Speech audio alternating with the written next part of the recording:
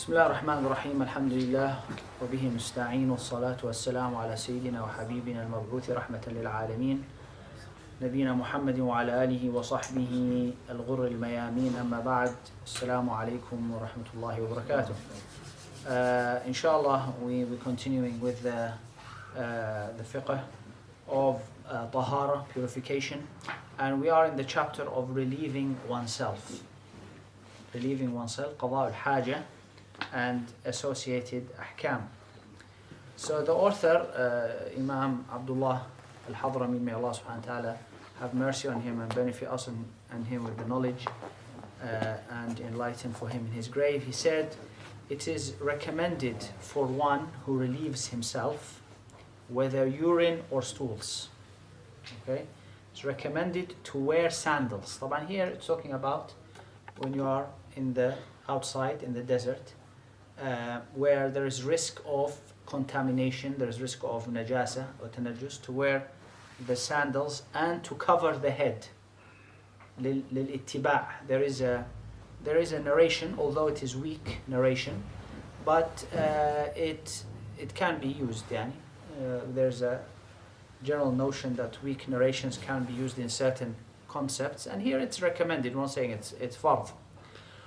Also to prepare the stones for cleansing. Okay, why are we saying the stones? Because in the past they used to use stones for the tahara as a solid object. So inshallah we're going to talk about the aspects of the solid objects, inshallah.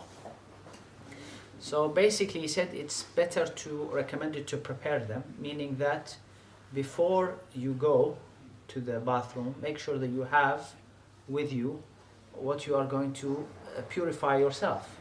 So if you are, even nowadays, you go to the bathroom, sometimes there might not be water there. So do you have a water? Do you have the ibriq, the thing? Is there tissues? Whatever. Because if you don't prepare and you finish and then you find there's nothing there, it might make it a little bit difficult from you. It's recommended to present one's left foot when entering and one's right foot when exiting, even if you are in the desert or open ground. Okay, so it's not just for a specified room. You've gone to a place which you say, khalas, I'm going to relieve myself here. As you enter that place, you enter with the left foot, and as you leave with the right foot.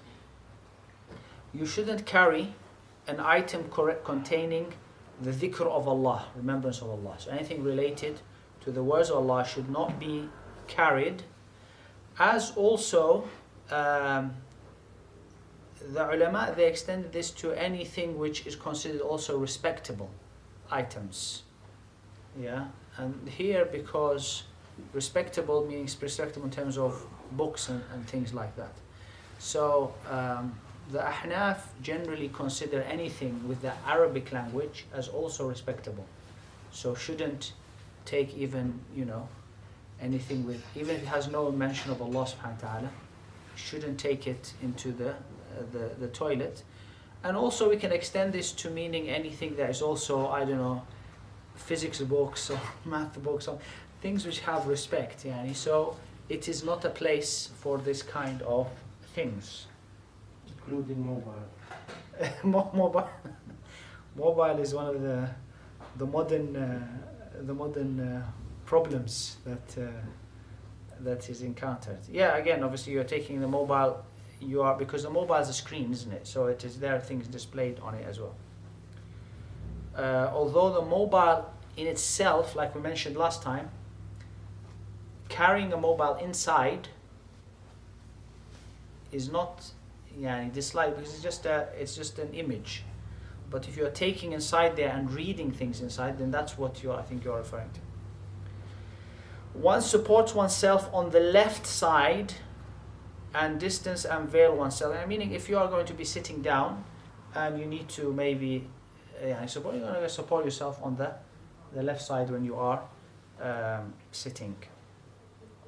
You should distance yourself and veil yourself.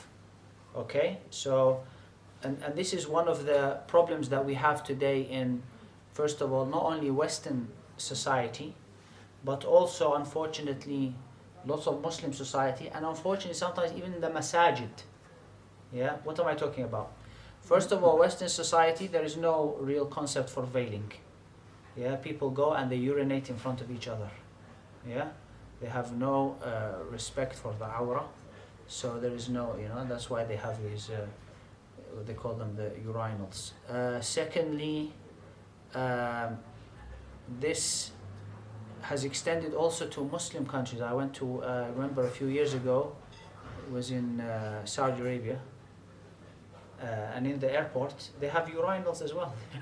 And I said, what's forcing you to have it there? You're a Muslim country, why are you encouraging something so...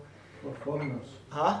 For foreigners. No, but even for foreigners, why are you encouraging them? You can have separate toilets. You can build 100 toilets. You have lots of money, mashallah, to build 100. Why are you building this specific? Thirdly, Muslims are learning from this, so they are picking from this. And you go to many masajid.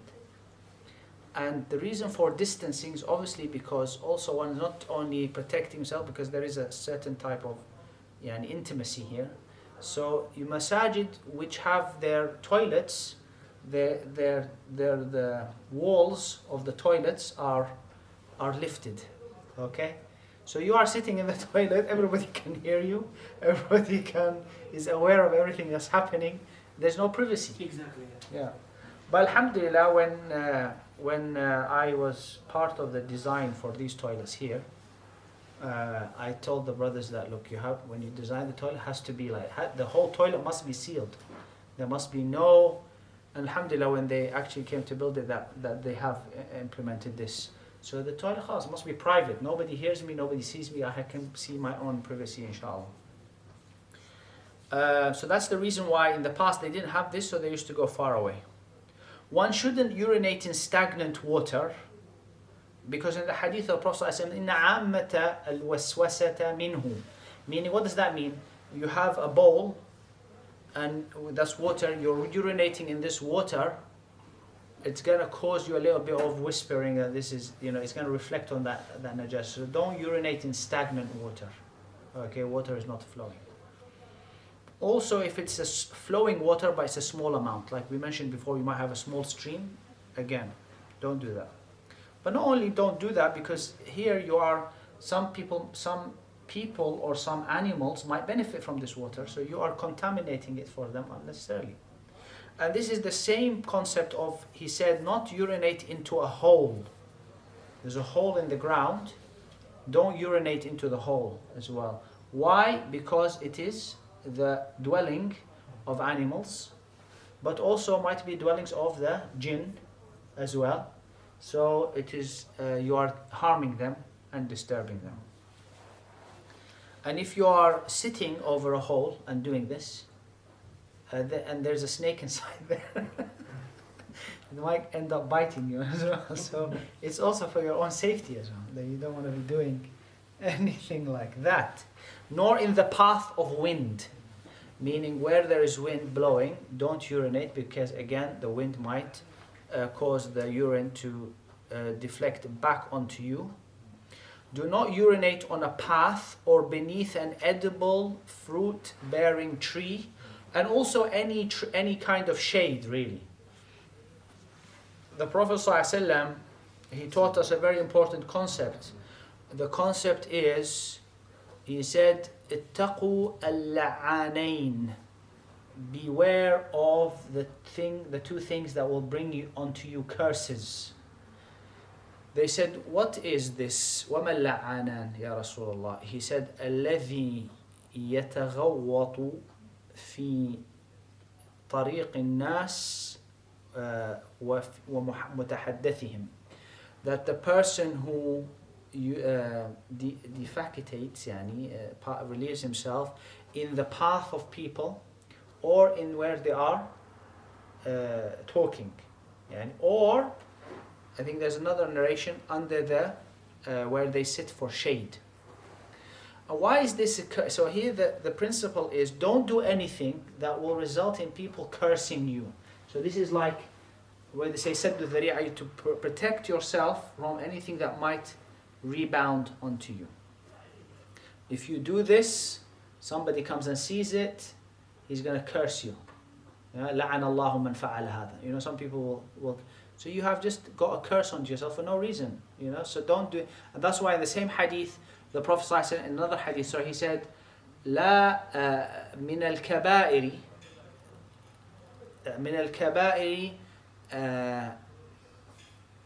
من أشد الكبائر أن يسب الرجل والديه. في الحديث, from the major sins is that a man, he curses his parents. SubhanAllah, I was saying it to the person that I'm working with, the nurse, he's not a Muslim. So I just said to him like this, I was teasing him, I said to him, do not curse your parents. He said, oh, why would I curse my parents? And then you can see that this is a natural reaction. I'm not saying, well, not to curse my... Well, I said to him, I explained to him what the Prophet ﷺ said. And what the Prophet was saying is, how does that happen? A person curses somebody else's father, and so they will curse his father. So it is like you are bringing on the curse onto your own father. It's like a consequence of your action. So here in the same context, don't urinate in a place where people are going to be harmed, under an edible fruit-bearing tree, or even in the shade of a tree, because people might sit and get shelter in that shade, or in the path, or anything. It's going to be where people are, so avoid those kind of places. One shouldn't speak except for necessity. When you are urinating or in the toilet, don't speak except for necessity. The Prophet ﷺ was once urinating, and a man passed by him and he gave him salam. The Prophet ignored him and he didn't reply to him, and then he explained to him later on the reason. One shouldn't cleanse with water in its place, meaning that if you are sitting and urinating in one place and there's water around you, don't use that same water to cleanse. Again, that's going to cause waswasa. One should purify oneself from urine, meaning that you should seek to cleanse yourself from any urine. Okay, what does that mean? Meaning that mainly for men, after you go to the toilet, there might remain some drops in the male organ, and so if you do not sufficiently remove that, it might result in that coming out later on, and so that causes you problems, because now your clothes is najis, your wudu is broken again, etc. So make sure that you cleanse that. And yes, also that is from the kaba'ir to not do it. The Prophet ﷺ said, when he passed by a grave, two graves, they were being tortured, and إِنَّهُمْ لَيُعَذَّبَانِ, they are being tortured in their graves. وَمَا يُعَذَّبَانِ فِي كَبِيرٍ, they are not being tortured for something that they thought was big, but it was big, it was a major thing. وَأَمَّا أَحَدُهُمَا فَكَانَ يَمْشِي بِالنَّمِيمَةِ, one of them was a slanderer, and the other one كَانَ لَا يَسْتَبْرِئُ مِنْ بَوْلِهِ, he didn't used to clean himself from the urine. Alright, so he wasn't doing this, what's not is istibra. And another narration, كَانَ لَا يَسْتَتِرُ مِنْ بَوْلِهِ, he didn't used to veil himself from the urine. And some of the the educators have said that this can be done by certain squeezing and allowing a little bit of time, whatever. It's all about doing certain things to allow those extra drops to be released. When you enter the bathroom, you say Bismillah, Allahumma inni a'udhu bika min al-khubthi wal-khaba'ith. In the name of Allah, O Allah, I seek refuge of you from the male and female jinn.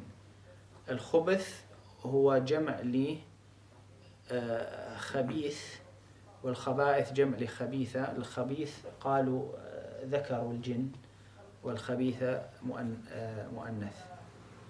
When exiting from the toilet, one says غفرانك, O Allah, your forgiveness. Alhamdulillah الذي أذهب عني الأذى وعافاني. All praise to Allah who has removed from me the harm and He has protected me or cured me.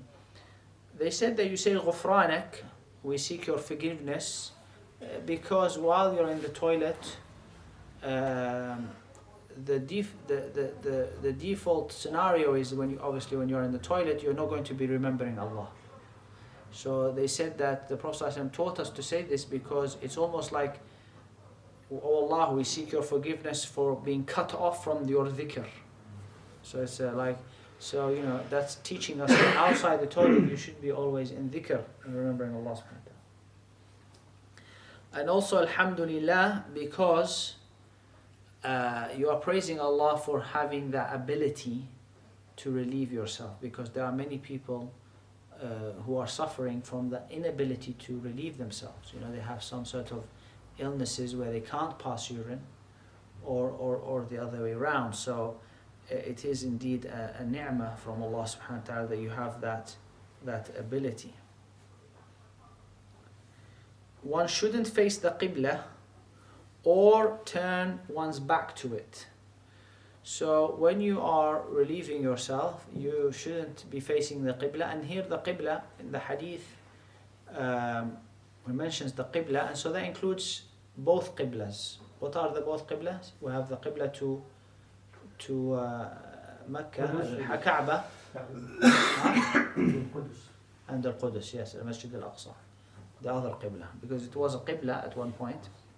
So when you are outside in the desert or open land, it is haram to face the qibla or to turn your back to it. Okay? If, however, you are inside, meaning in a toilet that is already been prepared, it is not haram, it is just makruh, disliked. Because once a toilet has been built, halas, you have no choice. That's this. If you can turn slightly, that's fine.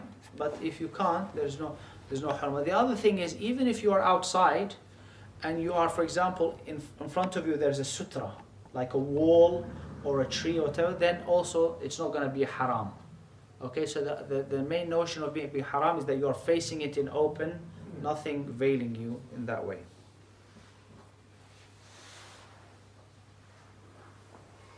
Also from the etiquette, from the adab, is not to face the sun nor the moon. Okay? There's no hadith saying don't face the sun or moon, but it's part of like adab. Imam al-Shafi'i, he said that Allah subhanahu wa ta'ala said that وَمِنْ آيَاتِهِ اللَّيْلُ وَالنَّهَارُ وَالشَّمْسُ وَالْقَمَرُ. So the shams and the qamar are from the ayat of Allah, isn't it? So they are from the signs of Allah, from the khalq of Allah.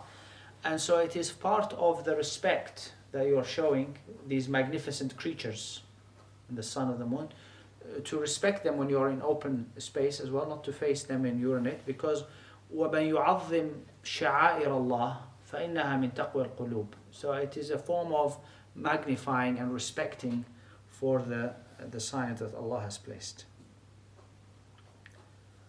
And also, some things adab are, if you like, they are not necessarily going to be, not everything in that has to be in a hadith or a Quran for it to be adab. There are things which are basic human understanding of adab and respect, respecting certainly, like, I don't know, you could be on a bus, and an old man comes, or an old woman, and you get up and you give them your chair. It's not there's no hadith, there's no Quran saying this, but this is part of basic adab, that you are going to look after, you're going to be nice to others, etc.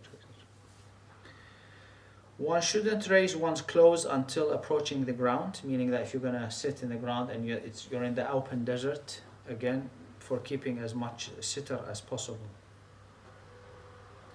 One shouldn't urinate on solid surface, meaning that a surface which is going to reflect the urine. One shouldn't look to the sky or to one's private parts or to what exits. Basically, you shouldn't be looking at the area if you can, trying to avoid it.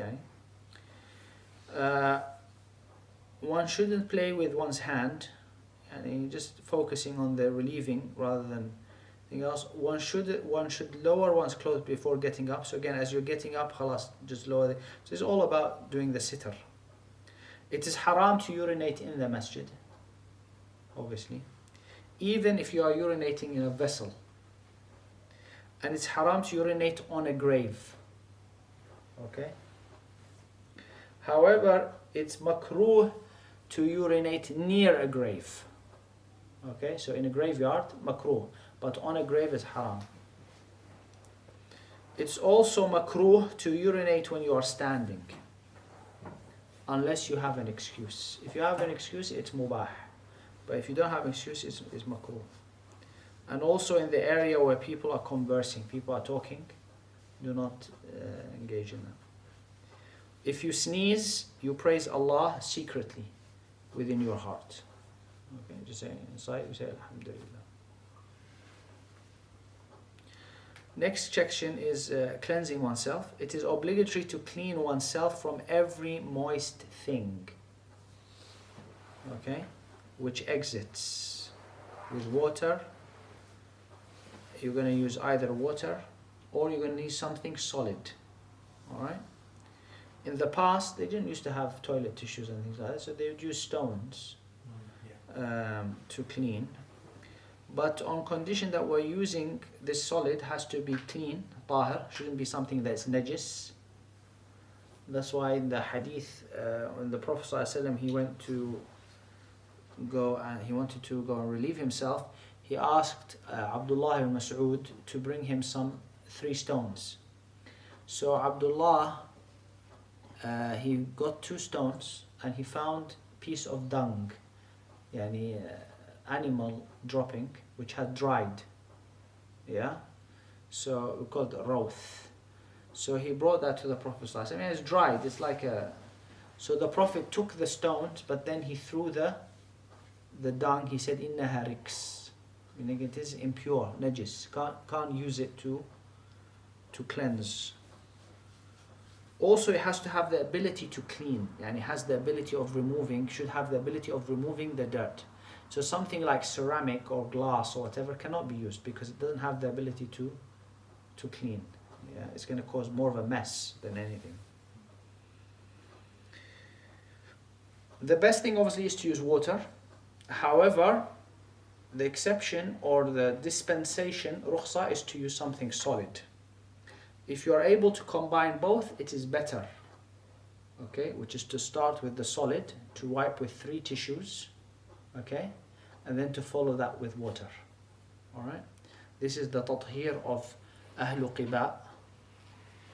Okay, that's how they used to do, and that's why Allah subhanahu wa ta'ala revealed with regards to Al-Qiba,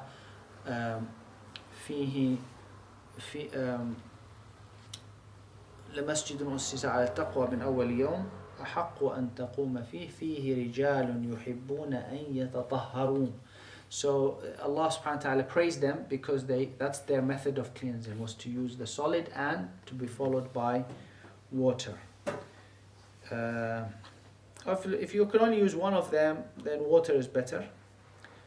The solid is only used as an exception. Okay, so what are the exceptions? That the impurity hasn't dried, so you have done it straight away. Okay, if it's dried, you've gone and you haven't done, then you can't do it doesn't. Nor if the impurity has moved, meaning has moved from the area of exit and it's gone over, it's spread, you can't use the tissue now. It has to be water.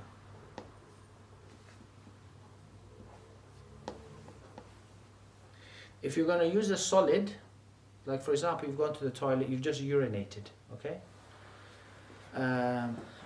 If you're going to use a solid, you have to do a minimum of 3 wipes.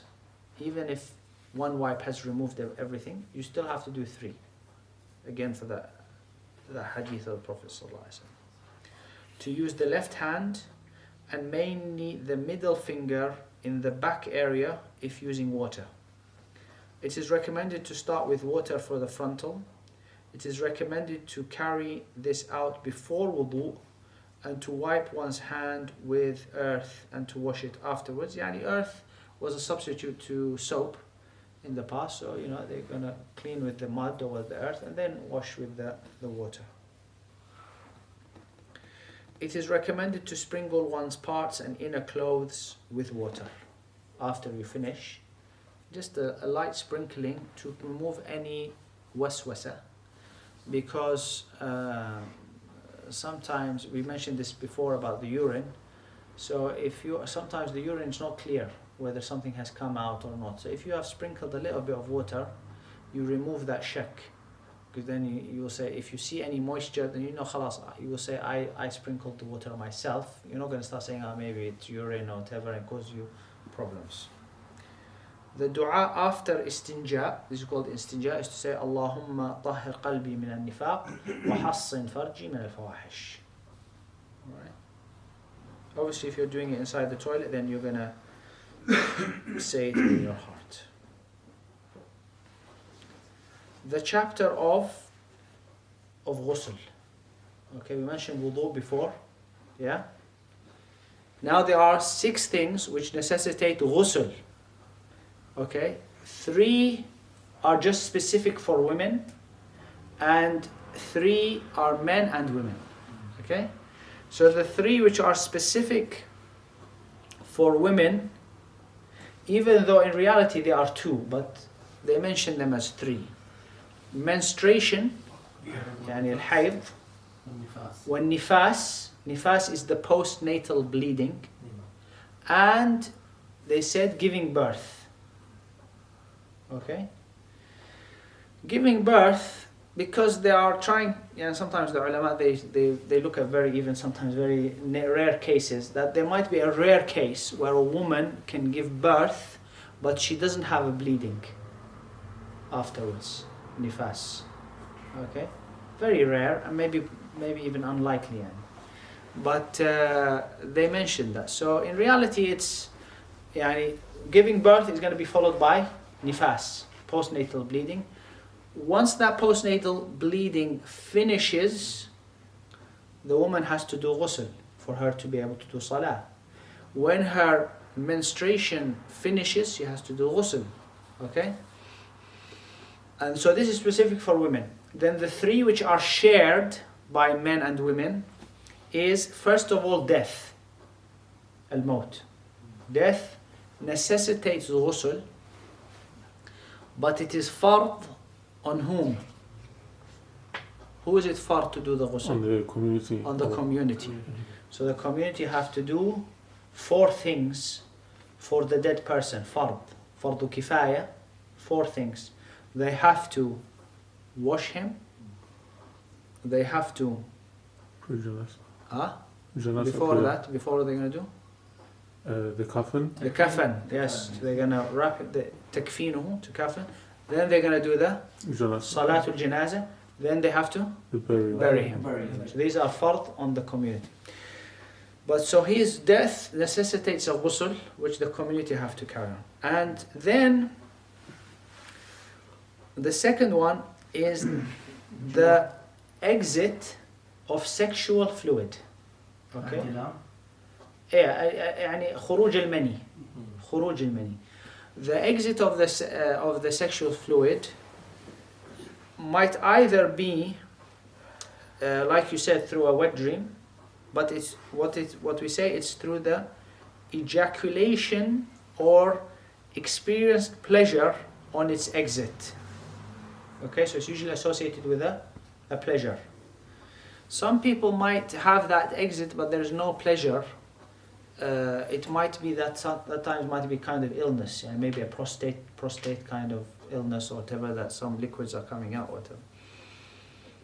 Now sometimes a person might be sleeping and he has a wet dream, so he doesn't experience the pleasure, but he will know that something has come out of him from the liquid, and that liquid has a certain smell or a certain consistency.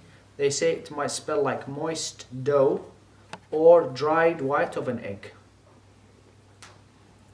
Okay?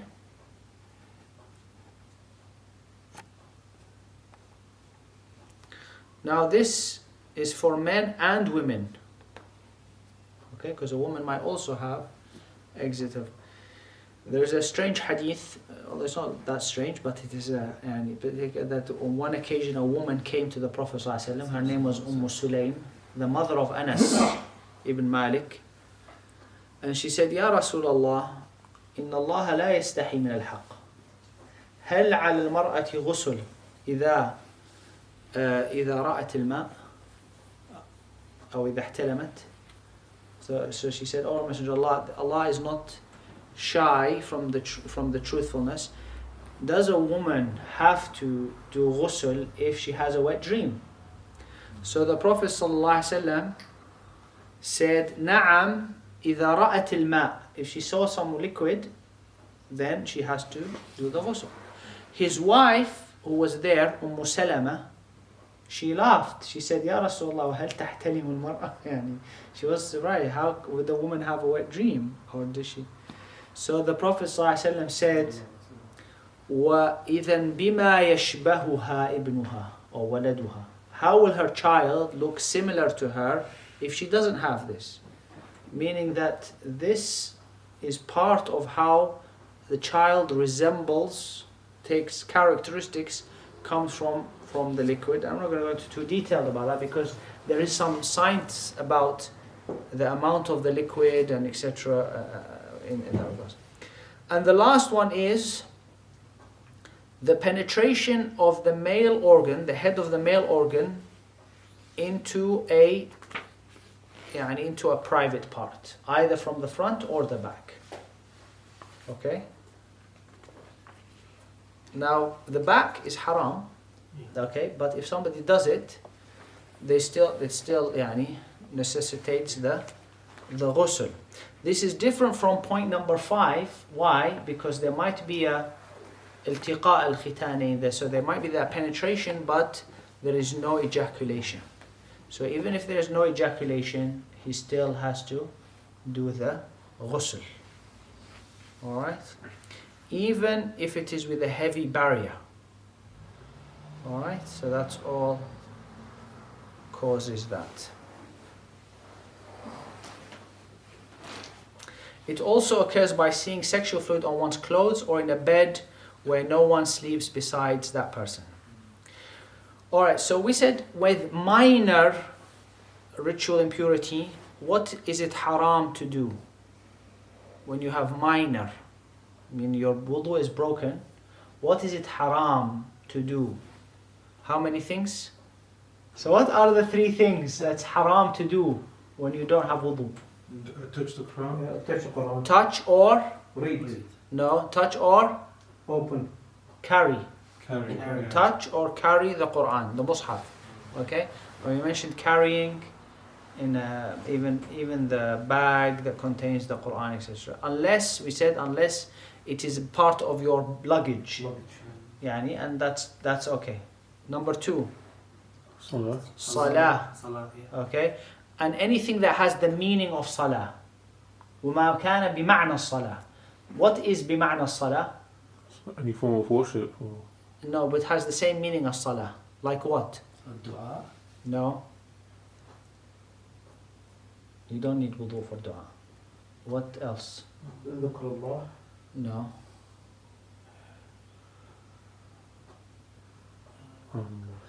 Sujood. Sujood al-tilawa or sujood al-shukr. When you prostrate for tilawa. So say you are sitting at home and you hear somebody recite ayah from sajda, sujood, like we recited in Salat al-Isha. You heard it and you want to do sujood of tilawa, you have to have wudu as well. Okay? And you have to have all the necessary things. So you have to face the qibla, you have to cover your awrah, etc. etc. So anything which is salah or bima'na salah. And the last one? Tawaf. At-tawaf. At-tawaf around the Kaaba. Do you need wudu to do sa'i between as-Safa and Marwa? So tawaf is when you go around the Kaaba. Do you need wudu to do a sa'i between as-Safa and Marwa? No. Why not? Because it's not one of the 3. We said just these 3. Sa'i. Khalas. Finish. Anything else? Okay. Okay, do you need wudu to read Quran? Yeah. No. Huh? No. If you read it, open the Quran, yes. No, to read From Quran. memory, no. To read, yes. No. You have to. To read the Quran, you don't need wudu. To touch the Mus'haf, you need wudu. Yeah. But to read the Quran, you don't need wudu because you could be sitting, not touching. You just read Qul Huwallahu Ahad. قل أعوذ برب الفلق. Yeah? Don't need to have wudu, if to read. فهمت? To recite. To recite, to read. You do not. So you can have no wudu and somebody flipping the pages for you. Yeah, or you could be reading from your memory. Yeah, some people they have Yeah? memory. You can read from your memory. You don't have to have wudu. فهمت? Okay, now with major impurity. Okay, ritual major impurity, janaba, it is prohibited to do all the acts prohibited with minor, which were 3. In addition to this, to remain in the masjid or to come and go in the masjid without an excuse. Okay, so staying in the masjid while you have janaba is haram. All right, to pass by is okay. Yeah? As in the Quran, Allah subhanahu wa ta'ala said, يا أيها الذين آمنوا لا تقربوا الصلاة وأنتم سكارى حتى تعلموا ما تقولون ولا جنوبا إلا عابر السبيل. Do not approach the salah whilst you are intoxicated, because then you will not know what you are saying, and not when you are in a state of junub إلا عابر السبيل, unless just to pass by. Okay? So that's that one. And the 5th one is to recite the Quran, to read the Quran. Okay? So when you have janaba, you can't read the Quran, even from memory. Alright? If you have the intention of the recitation, you can't read the Quran, you have to do the ghusl. Unless you are reading something which is part of the Quran, but your intention is that it is dhikr, like the dua of riding a vehicle. Subhana alladhi sakhara lana hadha wa ma kunna lahu muqrinin. This is Quran, but if you just make that dua, you're reading it as a part of dhikr, not as intending it as a Quran, then that's okay. So what about the tafsir, which is a tafsir on Quran? Yes. You don't have wudu when you carry tafsir on reading. Yeah, so if tafsir, but it's inside it. The Quran and around it is tafsir. yes. So this one, because they said that if the tafsir is more than the Quran, then this is not a mushaf, this is a tafsir. So you are allowed to carry that, and you can read the tafsir, but you don't read the verses, the Quran. If you have janaba. No, I'm asking about wudu. Yeah. Wudu you read, you can read, that's fine. You carry it, that's not problem. Alright? Clear? So how many things are prohibited with janaba? You can't be in the masjid. Yeah? How many, first of all, the number? 2, Huh? 3. No. 2. No. 5, 5. 5. Plus the. 3? Plus the 2, yeah. That's 2. In total. Okay, so 5 altogether. Right. What is the obligations of ghusl? We said the obligation of wudu are 6. Ghusl is more, isn't it? So how many obligations of ghusl? I can see this one. You know the answer, That's it. yeah. How many obligations? Take a guess. 3. It's more than. It's for a woman. لا غسل for washing غسل. What are the arkan? What are the pillars of ghusl? Ghusl, dead. No. That's the reasons for ghusl. Here we're saying when you make ghusl, Yeah. what are the pillars of ghusl? Yeah. 2. 3, I would say 3. You're saying 3. Yes. You're saying 2. 2. Okay. What are your 3? 3, I would say, first of all, head. Okay. Yeah. Then wudu. Okay. And then wash the whole body. You wash the. But why wudu and washing the whole body? This is all included, isn't it? Yes, it's included. Yeah. Wash. What about what? Yeah, I would say niyyah. In that Yes. niyyah, you make the intention that you're doing wudu.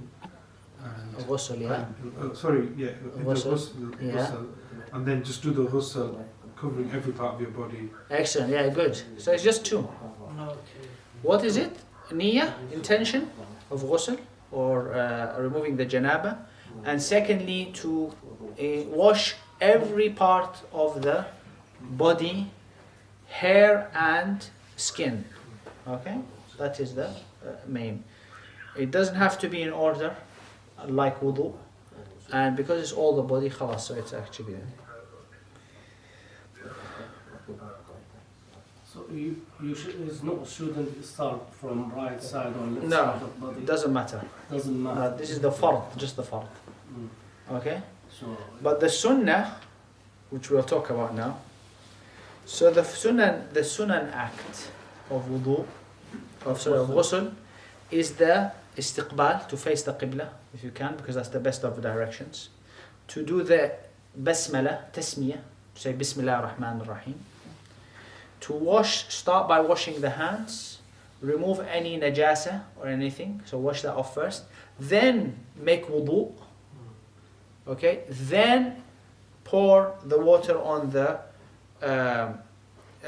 right side and then on the left sides. You have This to is wipe the- your, Huh? you have to wipe your.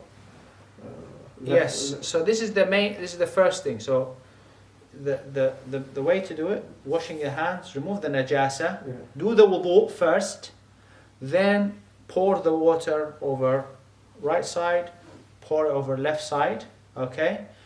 And then to do that 3 times, okay? You just need to do it once, but to do it 3 times is sunnah. And to rub, like you're saying, so to rub to make sure that the thing. And also to look for the areas where there are folds in the body. So areas where maybe you have a big tummy, get underneath there, etc. Make sure the water is reaching every part of the body, interlacing. Maybe you have some thick areas of hair, make sure the water is getting everywhere. Alright? And obviously try to keep the intention there all the time. The amount of water shouldn't be less than 1 sa', alright, which is basically 2 liters of water. That's the minimum you should be using. And obviously you shouldn't be wasting it as well. For the woman who isn't in the period of remorse, meaning that she's not remorsing for the death of her husband, she can also follow the path of blood with musk. Okay? And if she is washing for the menstruation or the postnatal bleeding, it's also recommended to use perfume as well. And it's recommended that once you have an ejaculation, it's better to urinate before doing ghusl, because the urination afterwards will just wash any remaining fluids inside. And obviously it's also recommended to make the dua, same dua as we made for wudu, which is ashhadu an la ilaha illallah wa ashhadu anna muhammadan rasulullah subhanaka Allah wa bihamdik nashhadu an la ilaha illa anta nastaghfiruka wa natubu ilayk Allahumma ja'alni min tawabin ja'alni min al-tahirin. The last section is what is disliked in ghusl. It's disliked to be extravagant. Don't waste water. Alright. It's disliked to wash or make wudu in stagnant water, which we mentioned before. It's disliked to increase more than 3 times. Okay. The maximum you should be doing is 3 times for the ghusl. Mouth rinsing and washing the nose is not fard in the ghusl, but it's recommended, disliked to leave it. Okay, so you should not avoid it if you can. But if you did, it's fine. Why do we say this? Because when you close your mouth, this is considered the external. Okay, so you're only required to wash the external. Inside you're not required. And the same. So when you close your nose, the inside is not. The ear, yes, this should all be washed. Yeah, but the nose, so it's disliked to leave it. It's disliked for somebody with janaba, major ritual impurity, to eat, drink, sleep, or to have intercourse before washing one's private parts and making wudu. So if you can't do ghusl, and you want to eat, you should at least make wudu. Or you want to go to sleep, make wudu.